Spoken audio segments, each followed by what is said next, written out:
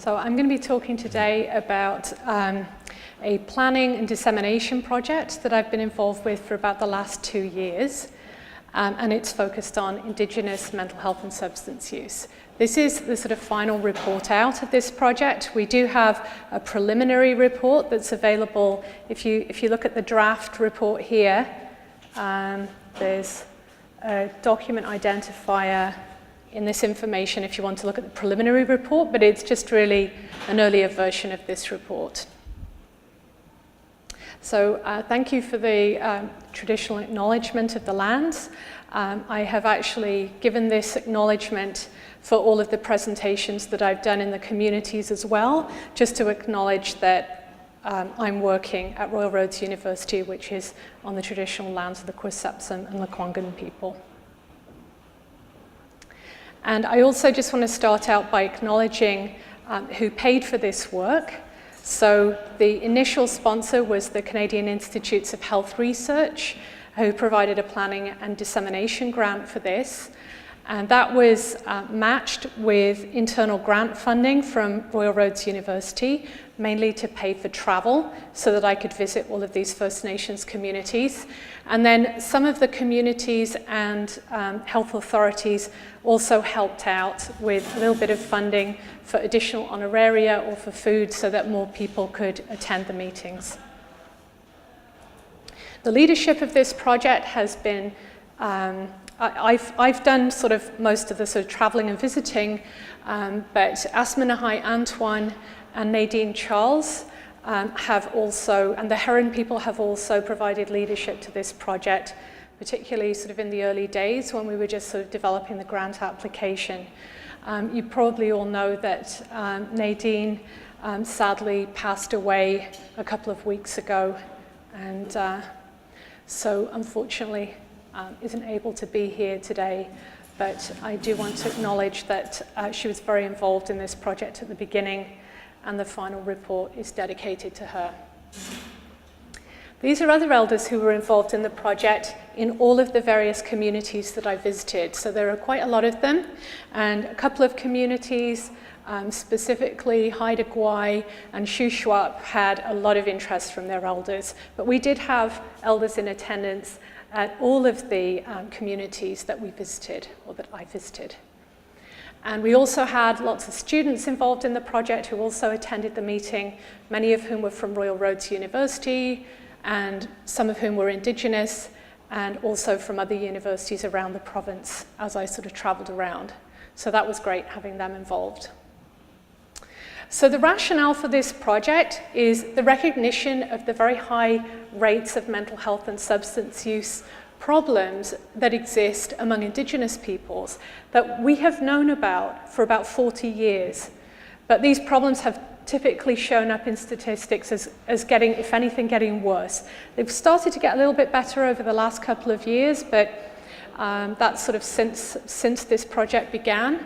But in spite of all of this, the health system has only very recently moved towards taking action, specifically around Indigenous mental health, with the development of and creation of the new First Nations Health Authority in BC, which is the first of its kind in the world, and also the Truth and Reconciliation Commission's work that has kind of exposed many of the problems that Indigenous people have experienced over the last few centuries.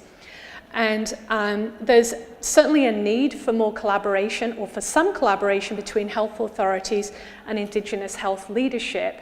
This really became very apparent to me when I was working at the Ministry of Health for about 5 years as their resident psychologist, and I was advising on mental health policy.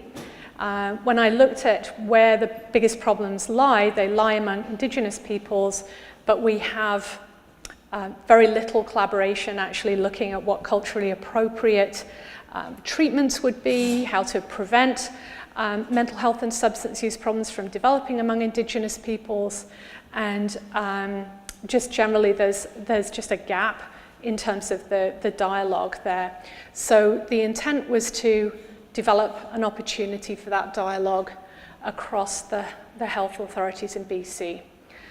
So the objectives were to engage with Indigenous communities to build collaborative relationships for research, to empower Indigenous people to fully participate in the research process, and to engage with the health system, including the First Nations Health Authority, the regional health authorities, Provincial Health Services Authority, who are a kind of overarching health authority who provide some services for very severe mental illness in BC, the Ministry of Health, and some of the non-profits that are involved in providing services on the ground. The outcomes are to develop a plan for Indigenous health leadership research, including looking at the scope of what needs to be done, priorities, particularly what priorities Indigenous people themselves have around mental health and substance use, and what kind of knowledge translation would be helpful. To reach some consensus on what people's roles are, and to develop an ongoing program of research in the Centre for Health Leadership and Research here at Royal Roads. So through the engagement process, we started with Asma and myself meeting with the Heron people and discussing what this could look like. We also reached out to people in the health authorities who have leadership roles for mental health and substance use. One of the most powerful ways that we engaged with communities was through our Indigenous students. So I was often approached or engaged with students who were on the MA Leadership Health Specialisation Programme, as well as the MA Leadership, who were interested in doing research in their own communities, and particularly action research looking at supporting mental health. So that was very helpful in terms of, they were inviting me to visit their communities, so it made it a lot easier for me to actually come in and facilitate these dialogue sessions. A lot of the challenges came from within the health authorities. Overtly, the message was very much that they wanted to do this work, that they wanted the engagement to happen, but when it actually came down to organising events, there was typically some resistance and a lot of passivity as well. So yes, that's a great idea, we'll follow up, and then there would be no follow-up. One of the challenges was that people often didn't see this kind of work as in scope for their position. So they might say, well, like in Interior Health, well, Leslie Bryant is our Indigenous lead, so go through Leslie.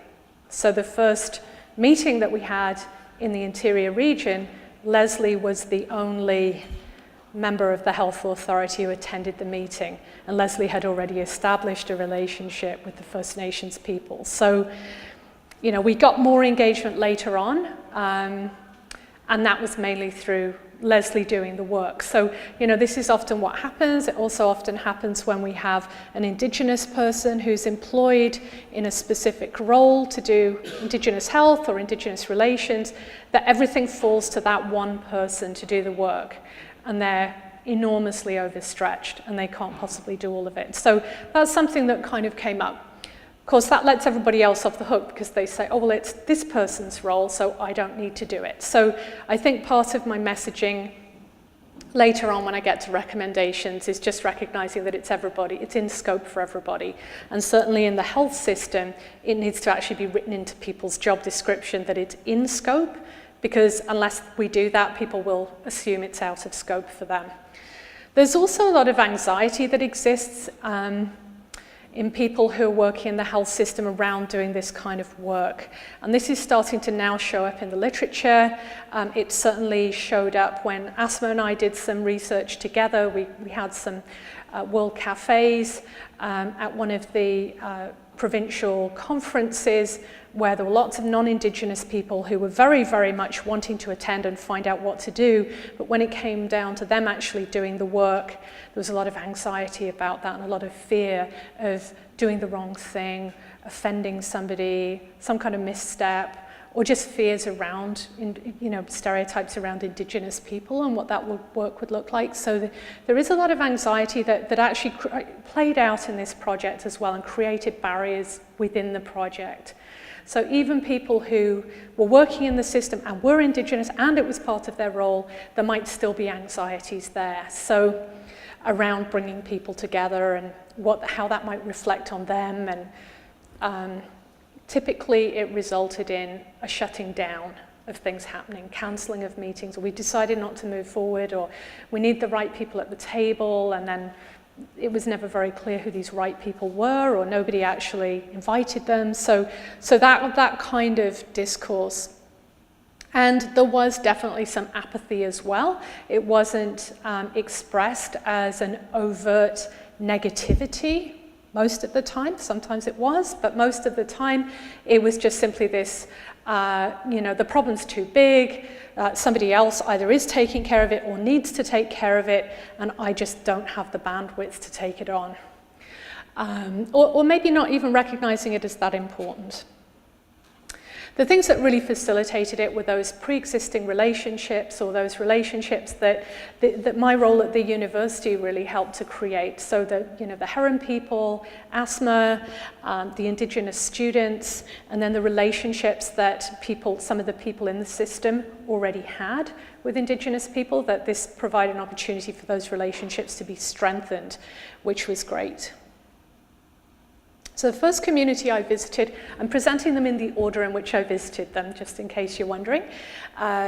Beautiful Haida Gwaii. This is a photo I took. These painted canoes were around, and I just went up and photographed one. So, and I also visited in the middle of summer, so it just looks absolutely idyllic there, and it was. I was made to feel very, very welcome in Haida Gwaii. My student, Lauren Brown, who's the health director of the health centre in Skidegate, invited me. She actually invited me before she knew about this project, and her parents are elders, and they treated me extremely well. When we came together and talked about what kind of mental health research would be important to people in that community, they kept coming back to the role of elders as what was really important to them. Haida Gwaii has a culture and a community that goes back thousands of years. That's not the case with all of the communities that I visited, some of whom had been relocated from other places. Hi, Asma. Hi, welcome. We've actually not been going that long. We've mainly just done the background of the project, and I'm just talking about my first visit to Haida Gwaii and being welcomed into the community there. The elders played a very important role in the Haida Gwaii community in terms of addressing problems in the community. And a few years ago, the elders had an opportunity. They got some funding from the health authority to come together and have dinners. I think they did this for about 6 months, where they had dinner together and they talked about challenges in the community. And they saw this as the most important next step that they could take in addressing some of the mental health problems that they had in the Haida Gwaii community. So I wasn't quite sure how that would work for a grant application for a mental health project, but I kind of took that message back. And they were going to address, they felt that they could use these dinners as an opportunity to address complicated issues around informed consent, ethics and cultural safety, which were all kind of discussed during the meeting, and there's a bit more detail in the report if you're interested in that.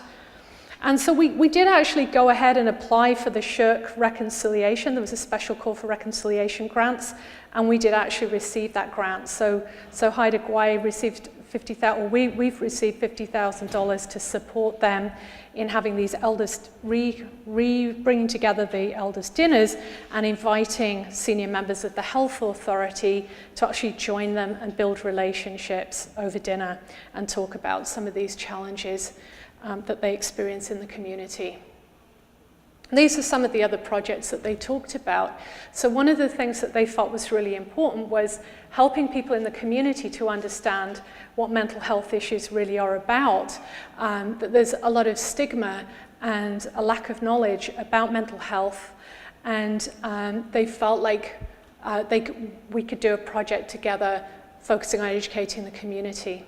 And they also felt it was really important to bring in the Haida Gwaii language, music and dance to develop culturally appropriate approaches to promoting mental wellness and also treating mental health problems in the Haida Gwaii community.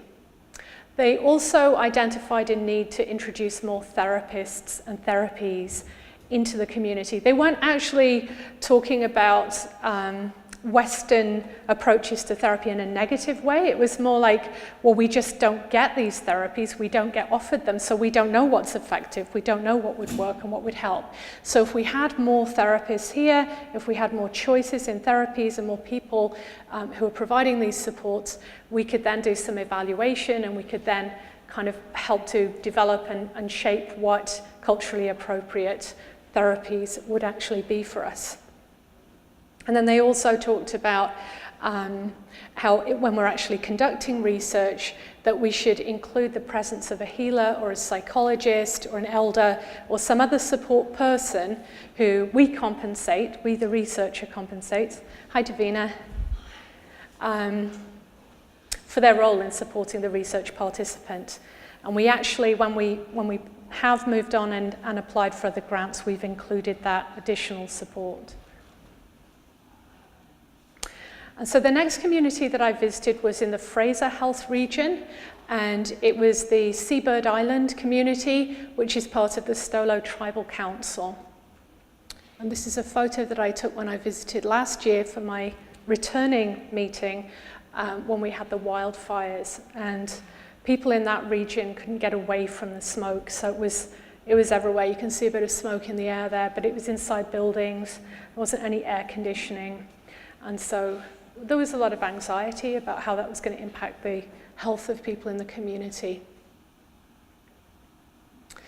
So this was again really led by one of the graduate students from Royal Roads University, Lolly Andrew. And Lolly has been working, sort of leading the substance use treatment services in Seabird Island for quite some time. She's just recently opened 2 recovery homes in the community on the reserve, which is a huge shift for what's available to people there, because previously they had to actually leave the community to get this kind of support, and then it was very, very difficult to come back and reintegrate back into the community without relapsing.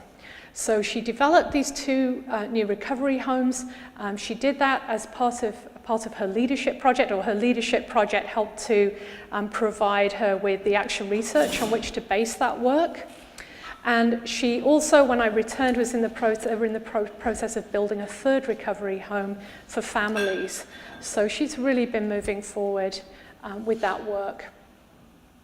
And we got a good turnout at that meeting from Fraser Health Authority. We had another student from Fraser Health who was not Indigenous, who'd driven all the way from New Westminster to participate. And Fraser Health have worked well with Seabird Island historically. Seabird Island is one of those communities that doesn't have a very long history. It was created by relocating people from other communities. So the people there don't have as strong a sense of a cultural identity as someone like Haida Gwaii. But in some ways they kind of talked about that being an advantage because maybe it was easier to collaborate with the health authority. The health authority was certainly very open to coming in and working and being part of the dialogue and working on new ideas. So I think there was consensus between the First Nations people and the health authority people that it would be great to have some further resources available in the community for people around substance use was the main thing that was talked about. So as well as the recovery homes, if we could just take it a step back and provide a detox service so that people didn't have to leave the community to access detox and then come back into the recovery home if it was all sort of in the community.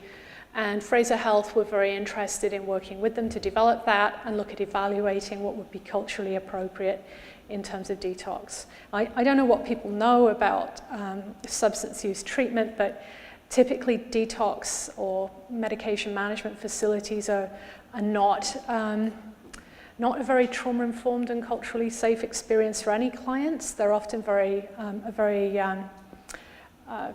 unhappy time for people. and the system hasn't necessarily provided ways of making that a good experience for people. So when people have to leave their community also and then experience racism in those services, it makes it even more challenging. So this is something that we were kind of working on when I was at the Ministry of Health, and we actually developed some guidelines for detox, and some of the guidelines were published, the ones for youth, but the adult ones weren't actually moved forward. So I think we need to do some more work at a provincial level, just around detox generally. And there's also a piece around the continuity of care. So this point about being integrated into the continuum of care is that if somebody goes into detox for 1 to 2 weeks and they come out with all of the substance removed from their system, but none of the psychological help or the cultural supports or anything in order to remain abstinent, their risk of dying from an overdose actually is greatly increased because they don't have the physical resistance to the drug that they had before they detoxed. So if they relapse one time, they could die more easily than if they had just continued to use.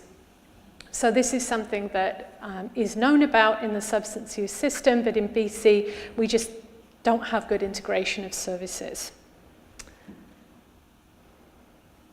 So we talked a lot about developing an evaluation framework, because I think both the Health Authority and the people of Seabird Island felt that, you know, it's more about evaluating what's already available and then tweaking it than necessarily coming up with a whole new way of doing treatment. A lot of the people who have substance use problems in the community have already accessed services and, you know, perhaps somewhat benefited from them, but, you know, there's just a really long way to go.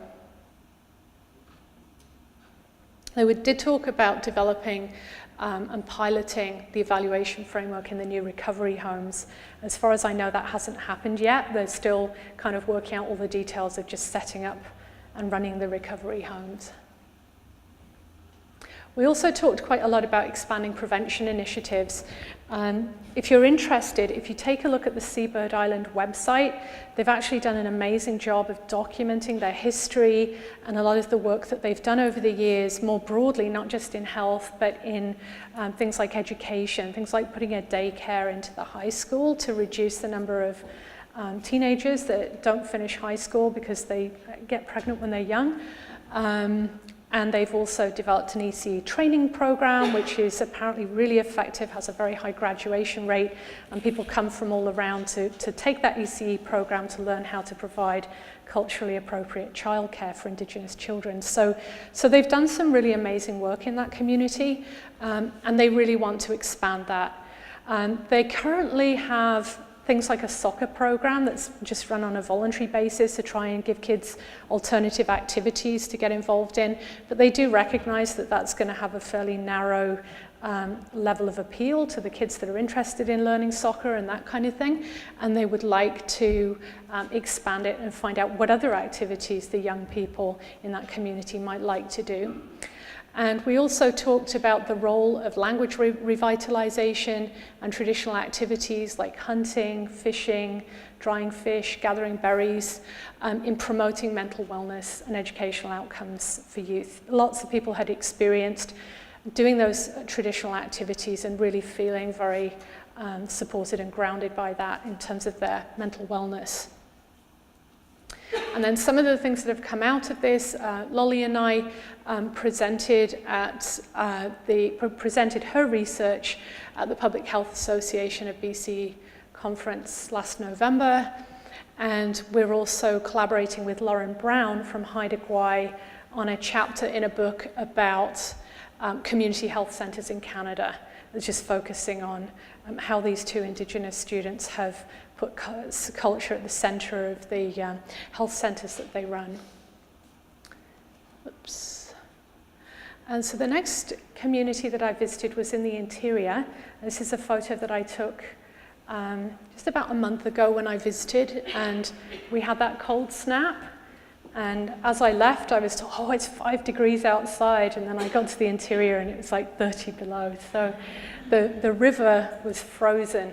So this is a photo of a drive-by picture of the frozen river, which was quite incredible. There were frozen waterfalls as well. So we had an amazing attendance by elders, and we had even more elders the second time that I visited. And this was the place where we only had the one health authority person the first time. We got more, I think we got 3 or 4 the second time. So starting to get more engagement. I know at least one of those people was in an Indigenous specific role though, so it's great that they've created another one, but just sort of back to that point of when a person is hired to do, to be responsible for an Indigenous role and everything falls on them, and then other people don't see it as their responsibility and don't show up. So I think it's getting better, but very, very slowly. So they talked about a couple of projects in detail. One project that, and these were things that had already been done on a voluntary basis in the community. One of them was to build on work that had already been done with young men in the community. So there was a lot of concern expressed. We had a lot of male elders there who were really concerned about young men getting into drugs and not having positive male role models. And some of them, not having father figures and not having positive experiences of, I guess, rites of passage to manhood was probably the best way to talk about it. And they wanted to, and they're already doing some of this on a voluntary basis, but they wanted to develop something a bit more formalized around youth, young men, being mentored by older men in the community in traditional hunting techniques, methods, and for this to be a rite of passage for them. And they also talked a lot about how, they could feed their families if they could hunt and that kind of thing. The second project idea was based on traditional medicines. So the going out into the land and identifying, gathering traditional medicines. And so we worked together for about a year trying to get a grant application together for this. We had about 3 different starts that never got completed. So there were a few things that kind of interrupted that process. Part of it was, I could draft the grant based on what had come out of the discussions, but there were certain pieces that I really needed from the community, especially around timelines and that kind of thing. And it was just very difficult for them to do that because, some of the concerns around protocols and around doing the right thing and that kind of thing also impact people in First Nations communities. So even when I visited a month ago, there was still a real lack of clarity on what the protocols really were for being able to do a grant application and who permission should be sought from and that kind of thing. So they did think, though, when they got the preliminary presentation, that what they were doing in Haida Gwaii might be a good thing to do in their community as well. So because they have such strong involvement from their elders, if they could get some kind of funding to bring elders together, perhaps with health authority leadership, to discuss this and work this through, that might be a good first starting point. And so we're just continuing to explore funding possibilities. Leslie Bryant's actually, her role is also to help with research funding. So she works for Interior Health on facilitating research funding specifically focused on Indigenous health. So I think we'll sort of get there eventually, but it's just interesting that they're very engaged, but there are just still these barriers that have kind of got in the way of being able to be successful in getting funding for the community. And then this community you probably all know, if you've probably driven through it on the way up to the airport. The Sayout First Nation and Vancouver Island Health Authority took this photo a couple of weeks ago down by the water at the end of the day. And so in our first conversation, there was just lots of discussion around child welfare. That was just a major concern within that community. Part of it was that we had a student from the Ministry for Children and Family Development who's also on the leadership program.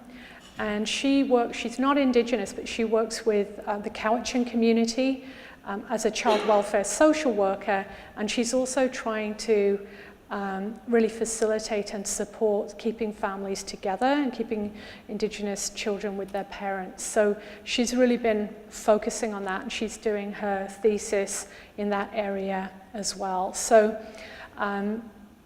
that was kind of what she brought to the table, and then people within the community were saying, yeah, this is a real issue for us, and talking about the kinds of experiences that they'd had with children being taken or being forced to give children up. And I don't just mean a long time ago, but pretty recently. So we talked, and we also had people from representing the Ministry of Health and the Ministry of Mental Health and Addictions as well, because they're actually local to this region, and they were incredibly supportive of these research ideas. So that was a really positive experience of bringing together health system partners and First Nations people. We also talked about, in quite a bit of detail, what the project might look like and how we might work with parent-child dyads if a parent was at risk of having a child taken due to mental health and substance use problems, and what kind of supports could be put into the family, and just following up on the health and the well-being of both the parents and the children. And we talked about therapy being available for all of the participants, and also the researchers and the elders who could be affected by the very emotional nature of this work. We talked about having a 2-year extension so the families could be supported for a longer period of time, maintaining custody of their children, and then assessing the long-term outcomes for parents and children. Then within Island Health, there's been another project that we've worked on that's kind of concurrent to this one, which you might have heard of, the Destin Project. And this work has been done started anyway in Port Alberni with the West Coast General Hospital and the New Chantha people. And Vancouver Island Health Authority was already working with that community before we were invited to support it with a project grant, which we did get a couple of years ago. And 2 of our students, Eunice Joe and Heather Hastings, have been leading this project. And Asma and both of those students and I presented where we were up to back in November in the Healing Our Spirit Worldwide 8th Gathering in Sydney. So that collaboration is continuing with the Health Authority. And then the last community that I visited was in Vancouver Coastal. And I decided for this one to visit the urban Indigenous people of the downtown east side, because in that area, I'd already done some work with them in the Ministry of Health. And in that area, there's just such an extreme level of need and such low resources available that it just seemed like it was really important to give those people a voice. So I also connected with Vancouver Coastal, and we had some of the same obstacles that I've talked about before around setting up meetings and getting anxious and counselling them and that kind of thing. So where I ended up was working with the PHS Community Services Society. So they used to be, PHS stands for Portland Hotel Society. They used to be known for providing the very low quality housing in the downtown east side. And they've increasingly been involved in mental health and substance use research and looking at quality of life and helping to support people. So I visited a place called the Drinkers Lounge, which is in a community centre in the downtown east side, and it's just right outside this park where lots of people go to drink illicit alcohol. Illicit alcohol is non-beverage forms of alcohol, so things like Listerine and rubbing alcohol and things like that. And people drink illicit alcohol not just because it's cheap and easily available. They also drink it because it has very profound numbing effects. And this is a very highly traumatized population of people. So what they've been doing at the Drinkers Lounge is essentially running a peer-led microbrewery. So these are people who are reformed illicit alcohol users who now work in a kind of semi-professional capacity, making beer and wine. And then they sell it, and the PHS Community Services Society provide a little bit of funding to help them with this. It's a harm reduction approach where they sell it or exchange it. So people can either pay a very, very low amount of money to have a daily intake of alcohol, of beer or wine, or they can actually just bring in a bottle of Listerine or rubbing alcohol and exchange it for a bottle of wine or a bottle of beer. And they also run other harm reduction strategies, like they go out to the parks in the summertime and they distribute bottles of water to people, because people are at great risk of dehydration during that time, and they give them sunscreen and things like that. So it's a bit of a mental leap for a lot of people to think of this being something that the health service should be providing. And I think it needs to really be viewed in the context of what's available right now, rather than this is an end goal, this is what we should be doing. One of the things I found really reassuring when I first connected with Russ Maynard, who's the PHS Community Services Society staff member that told me about all of this, is, you know, when he was showing me around Insight, he was like, we don't want any of this. We don't want to need this. But right now, this is saving people's lives. So this is what we're doing. And that was so reassuring to me, because I think sometimes people misunderstand and think that people who promote harm reduction actually want to give people alcohol or drugs. And that's not what it's about at all. It's about keeping people alive. Anyway, back to the research conversation. There was actually a lot of enthusiasm from people who were part of the community who had got to the point where they were mentors in running, or they were sort of managers in running this microbrewery. And they were sort of mentoring younger people. They might have been abstinent themselves, or they might not.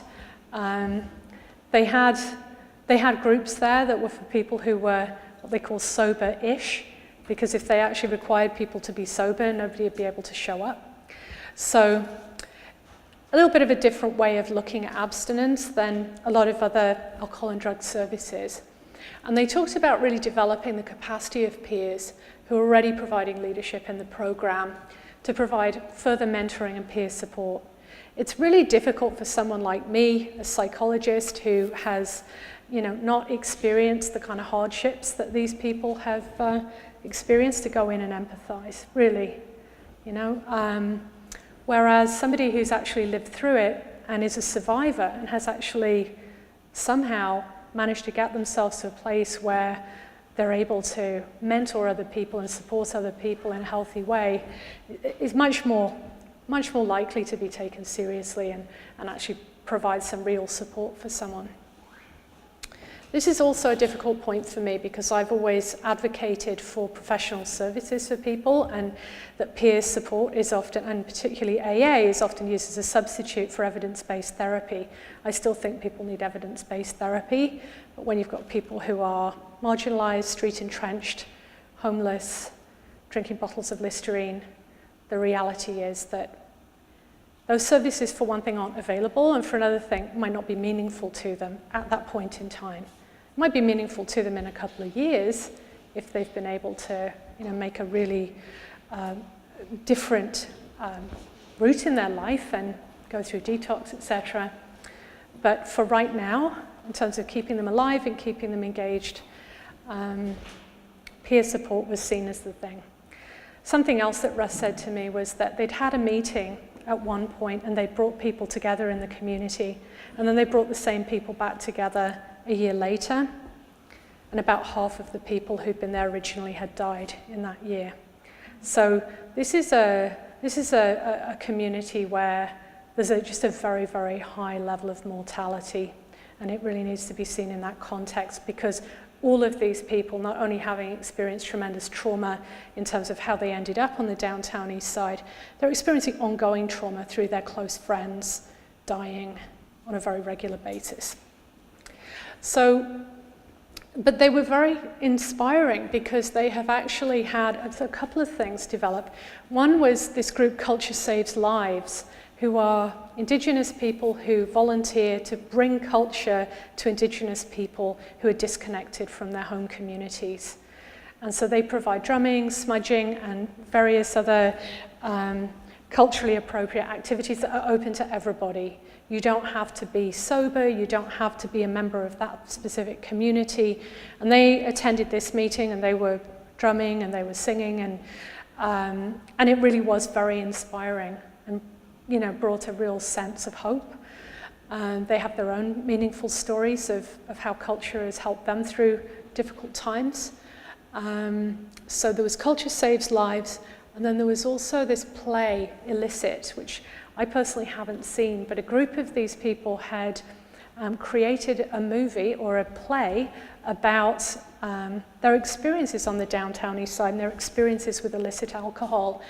And they've actually performed this in Victoria, Vancouver, and Kamloops, I think. And, you know, I hope to see it sometime. But they were talking about how much they would like to make this into a film that could be mandatory viewing for anyone who's going to work in that community as part of their knowledge translation strategy, which, as I said at the beginning, is part of what we were hoping to get to through this work. And then one more health authority was the Provincial Health Services Authority. You heading off, Roland? Bye. These are a couple of the places I visited. Provincial Health Services Authority covers the whole of BC. The place on the left is the Colony Farm Forensic Psychiatric Hospital. So this is where people go when they're not criminally responsible for very severe crimes, killing people, that kind of thing. And then on the right is the Burnaby Centre for Mental Health and Addictions. And that is, I think, the closest we get to an inpatient facility here in BC for psychiatric problems. People can stay there for about a year. There's only about 100 beds for the whole of BC. And typically they're people who have, I think in order to have access, you have a severe mental illness, so, you know, a psychotic disorder, something along those lines, a severe mental disorder, criminal involvement, and homelessness. So all of those things, or somewhere on the dimensions of all of those, in order to get access to a bed in the Burnaby Centre. And then they provide really intensive trauma-informed therapy there. I know some of the psychologists that work there, and this was created just not that long ago, just about, I think, 7 or 8 years ago. So I visited those two locations, and then I also visited the PHSA head office. And the Indigenous people who attended, there were mostly Indigenous people who attended the first meeting. They were all people who were employees of PHSA. So we had a lot of discussion of what it was like to be an Indigenous person working in the health system and the kind of racism that they experienced. Some of you've probably taken the Sanyas training, which was developed by PHSA. And that's, it was called Indigenous Cultural Competency when I took it. And I think they now call it Indigenous Cultural Safety. I know that ASMA brought it to Royal Roads and it was offered. It's an online facilitated 8-week course. And during that course, people are asked to disclose to the facilitator an incident of racism that they've experienced or witnessed. And so over the 10 or so years of running this program, PHSA has amassed a huge number of incidents detailing racism that's happening in the health system. And so one of the things that they were interested in doing, and they've already started some of this with another graduate student, but to actually do some analysis of this and provide feedback back to the health system, the health authorities about, these are the kinds of things that people are experiencing. These are the things that people are reporting right now. And to actually take up some follow-up action. So one of the things that's really difficult about this is we have such a shortage of healthcare providers in BC, particularly physicians. There's a lot of fear that, you know, if it's perceived that anybody's pointing the finger at these physicians and saying that they're racist, that they're just going to go away. They're not going to provide us with services. So there's this sort of balancing between needing to address racism in the system and needing to placate physicians and other healthcare providers. So we had a lot of conversation about that. We also talked about referral pathways. So another thing that really stuck with me when I went to Colony Farm and I met with Tonya Nichols, who's one of the people who runs the program up there. She said, yeah, we don't get a lot of Indigenous people here at the forensic hospital, and maybe we should. And I thought that's a bit racist. But then as we talked, I realized what she actually meant was the system doesn't refer people to Colony Farm. They're just all put in jail. They never get the opportunity to get that not criminally responsible outcome when they've committed a serious crime. So they don't have the advantages of being at Colony Farm. It really is a beautiful place. It's a very supportive environment. It's very safe. And yet, most of, when I've been in the jails here, they've been full of Indigenous men. And then you go to Colony Farm and she's saying, yeah, we don't get a lot of Indigenous people here. So, there's something around the referral pathways and people actually getting access to things that have been put in place in the system to help people. So we talked a lot about an exploratory study looking at referral pathways, and that came up again in the Burnaby Centre as well. That yes, they do get a lot of Indigenous people at the Burnaby Centre, but it's not reflective of the number of Indigenous people with mental health and substance use problems in BC. So they're still underrepresented. Remember, it's only 100 beds. So, it's not a lot of space for anyone. There are other issues around Burnaby Centre as well. It's predominantly people from around Vancouver that get access to that. It's supposed to be a provincial resource. But if you live in Prince George or Haida Gwaii or somewhere like that, how are you going to get there? How are you going to stay connected to your community? So they were some of the questions that came up. And then we also talked about ways to access those specialised mental health services in an Indigenous, culturally safe way. And then finally, we talked about people with severe cognitive deficits. So this would include the kind of people I met with at the downtown east side, and people at the Burnaby Centre and other places where people have really been very severely impacted by violence, trauma, substance use, and mental illness. They're not able to function in a way that allows them to benefit from some of the therapies that require the kind of higher level mental facilities that everybody here in this room would enjoy. So, for example, there's an approach to treating psychosis called cognitive behavior therapy for psychosis. And I learned about that when I was at the Ministry of Health and really tried to promote this across the health authorities. But what I heard was they've actually discontinued that in the Burnaby Centre because the people who live there, who are staying there, have died an average of 7 times before they get there. So their brains are not able to function in a way that allows them to be able to do cognitive behavior therapy. They've got to be able to analyse their thoughts, feelings, and behaviours.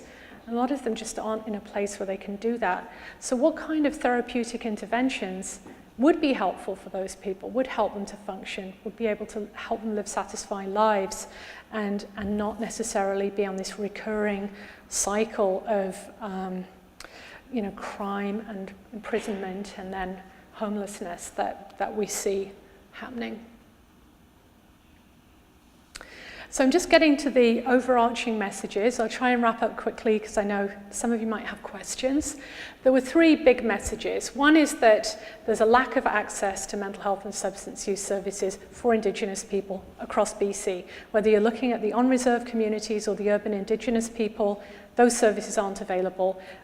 There's a lack of those services for the population anyway, but it's particularly problematic. Like, for example, I'd go to a community, they would have 1 half-time counsellor to provide all the mental health and substance use services for the entire community, all of whom are traumatised, and many of whom use substances. So that's a key message. Another key message is around trauma. We hear a lot about historical trauma, about residential schools. That's definitely part of the picture. However, Indigenous people are experiencing trauma right now on a daily basis. So That needs to be understood, and we really need some trauma-specific services. And a lot of health authorities are working now on trauma-informed practice and trauma-informed care. That's really just about helping staff to understand how trauma affects people. It's not actually providing services to those people, treatment services that they need. And the other one was about the importance of culture in healing. It was a key message that I heard in every community from Haida Gwaii through to the downtown east side. It's not typically part of traditional therapy, I have to say. As a psychologist, culture has never really come into it. It's all about the brain, the behavior, those kinds of things. For Indigenous people, culture is really important to healing. So the recommendations, I'll just go through quickly, to ensure that every First Nations community has access to primary care, specialized psychiatric or psychological services, and the full continuum of substance use and addiction services. Financial support and oversight to the health authorities in implementing recommendations and developing research plans, and expanding access to trauma-specific services in addition to trauma-informed care. And the recommendations for the health authorities are similar: ensure that First Nations communities and urban Indigenous people within their regions have access to the full continuum of mental health and substance use services, shorten and simplify the process of accessing services. It's ridiculously complex, and if people have brain injuries and things like that, it's just impossible. A named point of contact for Indigenous research within each health authority, and that doesn't mean that that person's responsible for it. It means that if I want to do research, or Brian or anyone at any university wants to do some research with Indigenous people, which we should be doing, they know who to contact, and that person can link them with the right people. Also, protocols to ensure respectful engagement with both Indigenous communities and researchers being made available to researchers so that people can get past that anxiety they have about doing the wrong thing. Staff orientation and mandated training regarding historical and current issues affecting Indigenous people. And I know we have the Sanyas training. I kept hearing we need more than that. Include working collaboratively with Indigenous peoples within the scope of all employees' job descriptions, and develop and implement policies and processes for the prevention of racism. And then feedback for the funders, specifically the CIHR, increased research funding to support development of culturally appropriate services for Indigenous peoples, develop alternative non-competitive models of funding so that when people who are part of First Nations communities want to access some funding for a recovery home or a detox or whatever, they're not having to compete with their neighbours. We should be able to provide funding for all of them to have it. Include travel expenses in funding models to facilitate relationships and trust. The most time-consuming thing for me on this has been trying to find funding from internal grants so I can actually visit the communities that I've promised to visit, because it wasn't part of the planning and dissemination grant. And develop more flexible timelines for funding applications and for research to be conducted, because we kept hitting that roadblock around timelines. Next steps, I'm going to be presenting this report to the Ministry of Health and Ministry of Mental Health and Addictions, and continue to support communities through collaboration on research funding applications.